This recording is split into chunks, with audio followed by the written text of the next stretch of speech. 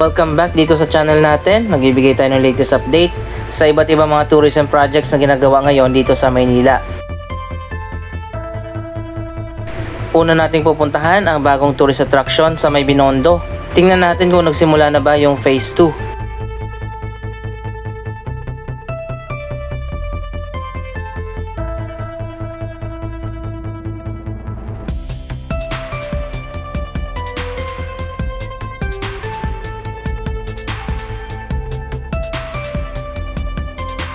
So ayan guys, nandito na nga tayo sa Binondo Canal Bridge at Pagoda Temple Project. Ito ay proyekto ng Filipino-Chinese community sa Binondo, Chinatown.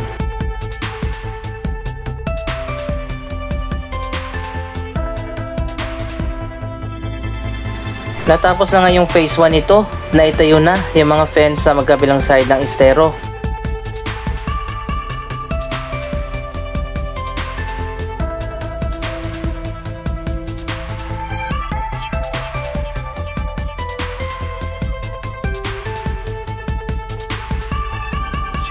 Tapos na rin itong maliit na bridge na pwedeng daanan papunta sa kabilang side ng estero.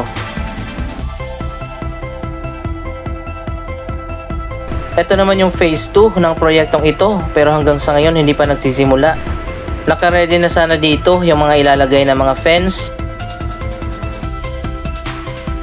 Ganon din yung magkabilang side ay lalagyan din ng fence hanggang doon sa dulo.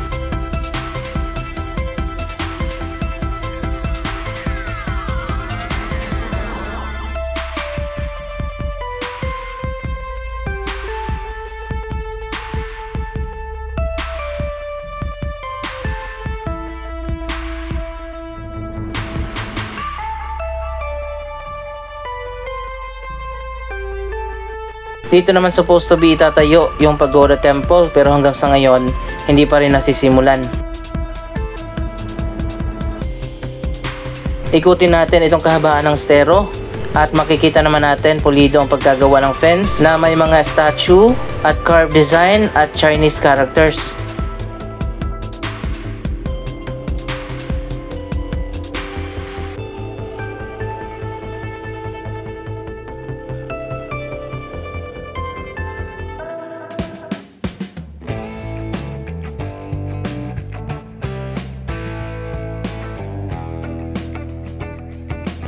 May mga puno dati dito na nakaharang pero pinutol na.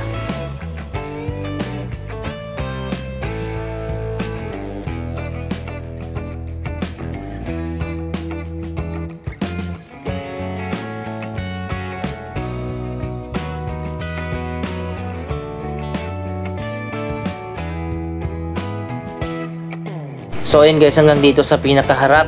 Tapos na yung paglalagay ng fence. Ang kulang na lang dito, ayon pa sa design na nakita natin, ang dalawang arko dito sa harap.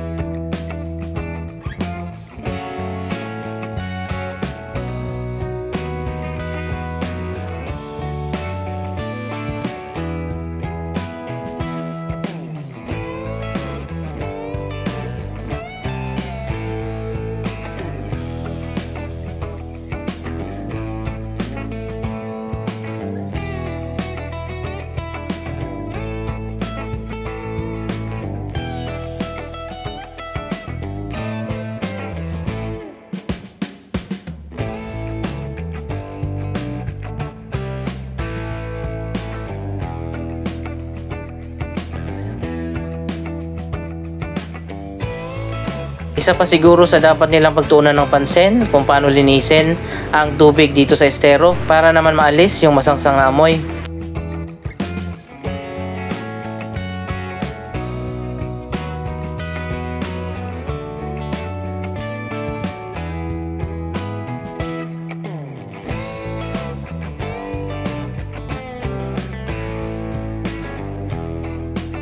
Anyway guys, marami pa tayong pupuntahan na iba pa mga tourism project. Dadaanan natin ang Pasig River Esplanade at ang River Lane Bridge project sa May Quiapo.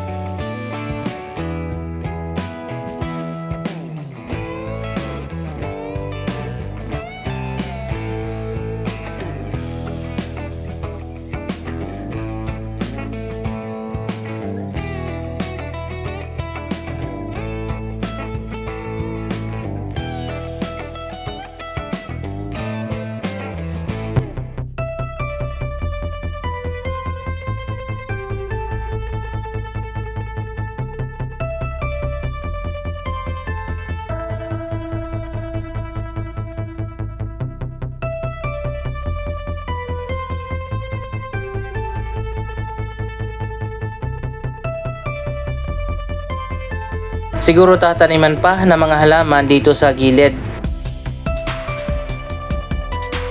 Andito naman tayo sa may Intramuros area. Ito na ang phase 2 ng Pasig River Esplanade Project. Ongoing nga ang construction nito.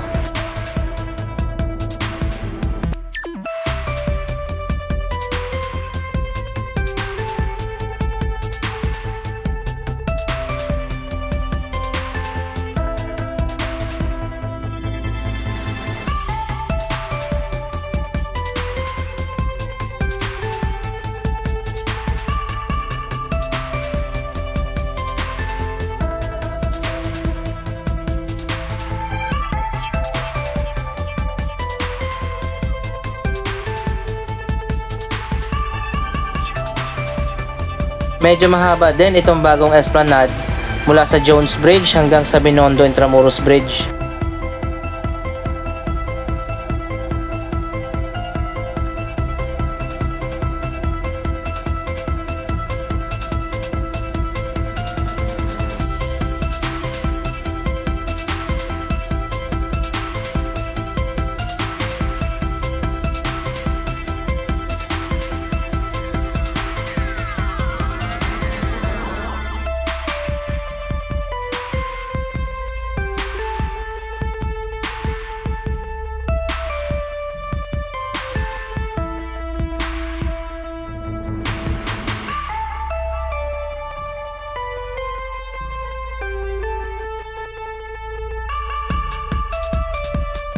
By next month, siguro tapos na ang phase 2 ng Pasig River Esplanade Project.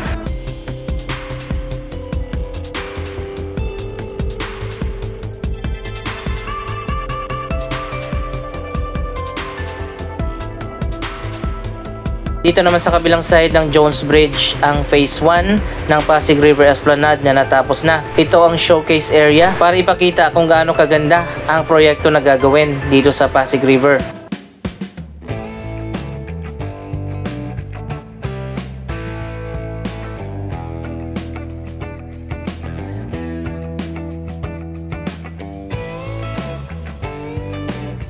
Napakaganda na nga dito at naging popular na napasyalan ang bagong esplanade.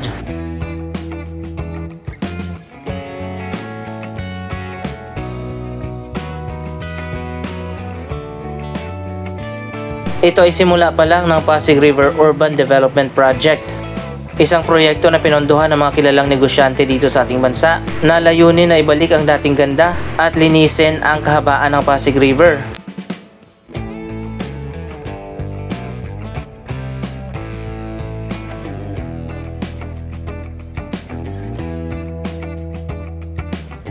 Ito pa lang ang simula dito sa Manila area at magkakaroon pa ng mga Pasig River Esplanade Project, Riverside Park, floating market, walkways at iba pa mga project na ganito sa iba pa mga syudad sa Metro Manila katulad ng Makati, Mandaluyong, Pasig at Taguig.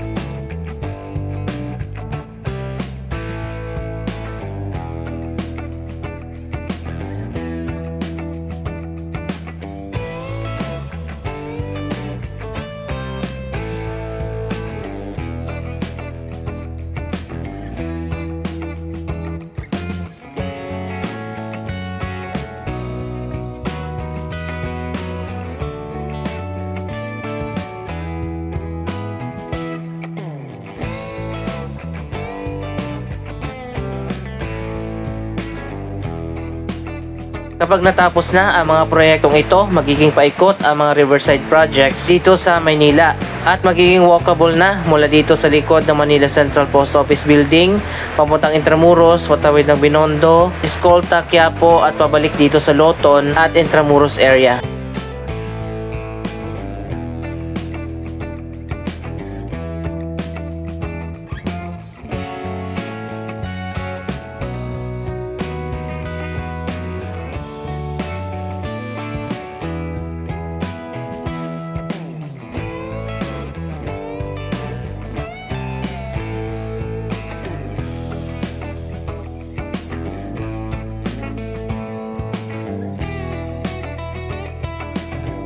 Ito ang pinakauna na esplanade na ginawa dito sa Pasig River. Nasa likod ito ng Arroceros Park. Ito naman ay project ng Manila LGU.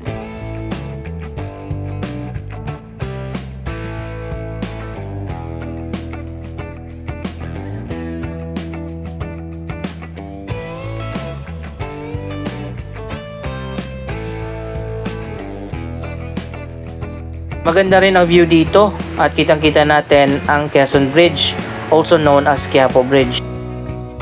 May isa pang Esplanade project na mahaba din, doon naman itinayo sa gilid ng Ayala Bridge.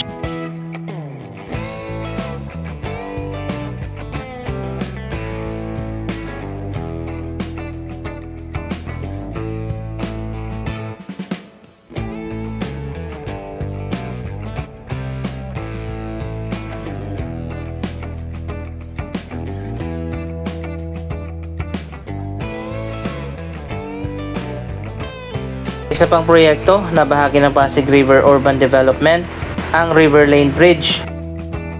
Ito ay isang pedestrian bridge na magdudugtong dyan sa Quinta Market sa Quiapo, papunta dito sa kabila sa Loton area.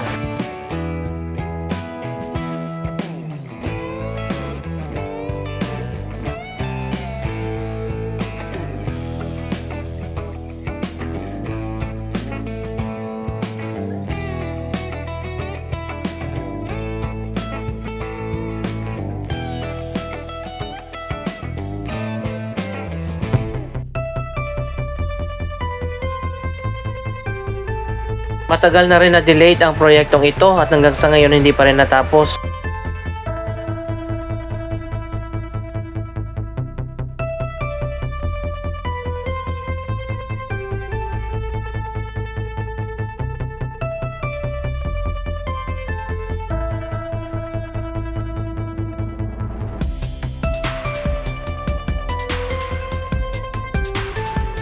Medyo mabagal ang progress sa paggawa ng bagong River Lane Bridge. Napakaganda pa naman ito kapag natapos na.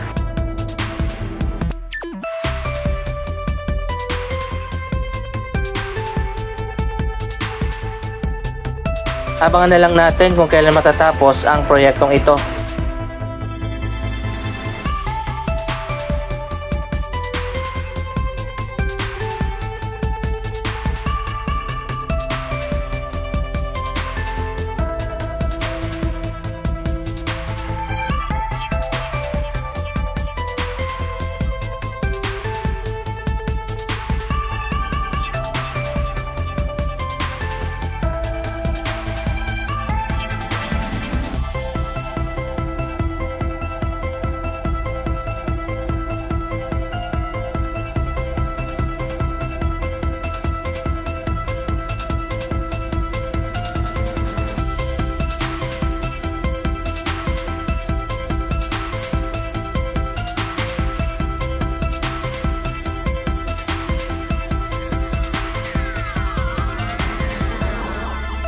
Anong masasabi nyo sa progress ng iba't ibang mga proyekto na ginagawa ngayon dito sa Maynila? Mag-comment lamang dyan sa baba ng inyong mga reaksyon.